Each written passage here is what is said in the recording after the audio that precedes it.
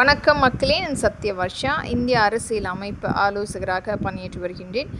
அனைத்து இந்திய அண்ணா திராவிட முன்னேற்றக் கழகம் நம்மளுடைய அனைத்து மக்களாலுமே போற்றக்கூடிய, மற்ற மாநிலமே போற்றக்கூடிய, ஒவ்வொரு தலைவருமே முன் உதாரணமாக சொல்லக்கூடிய மாமனிதர், நம்மளுடைய எழுச்சி நாயகர், இரத்தத்தின் இரத்தமான நம்மளுடைய இதயக்கனி மாண்புமிகு புரட்சித் தலைவர் டாக்டர் எம்ஜிஆர் ஐயா 38 ஆண்டுகள் முடிவடைந்தாலும், நம்மை விட்டு வெகு தூரம் சென்றிருந்தாலும், இன்றைக்கும் மக்கள் போற்றக்கூடிய ஒரு மிகப்பெரிய ஒரு மாமனிதர் நம்மளுடைய மாண்புமிகு புரட்சி தலைவர் டாக்டர் எம்ஜிஆர் ஐயாவுடைய சொந்த உழைப்பால் ஏற்படுத்திய அனைத்து இந்திய அண்ணா திராவிட முன்னேற்ற கழகம் 2 கோடி தொண்டர்களை முழுமையாக பெற்ற ஒரே கட்சி.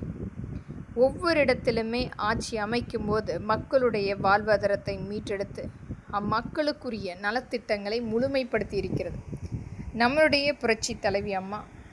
அவருடைய எண்ணற்ற திட்டங்கள் மக்களுக்காகவே முழுமையாக, அந்த வாழ்நாளையே முழுமையாக மக்களுக்காக கொடுத்து சென்றவர்.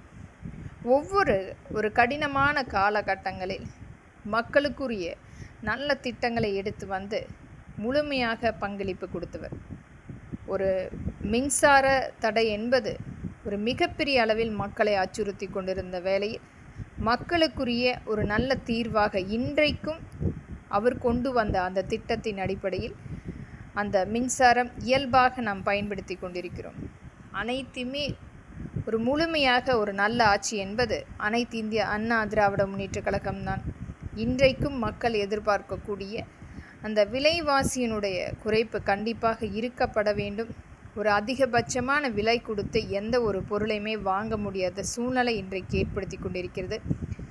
உணவகத்தில் முழுமையாக அனைத்து உணவகத்திலுமே அரசு நிர்ணயிக்கக்கூடிய விலை நிர்ணயம் கண்டிப்பாக அமலாக்கம் செய்யப்படும்.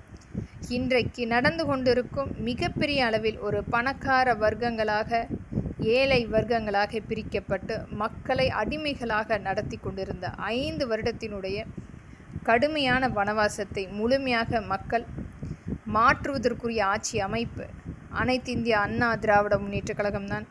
நம்மளுடைய ஆட்சி அமைந்த பின்பு இந்த உணவகம் முழுமையாக அரசினுடைய நேரடி கட்டுப்பாட்டில் நிர்ணயம் செய்யக்கூடிய விலை நிர்ணயம் கண்டிப்பாக அங்கீகரிக்கப்படும்.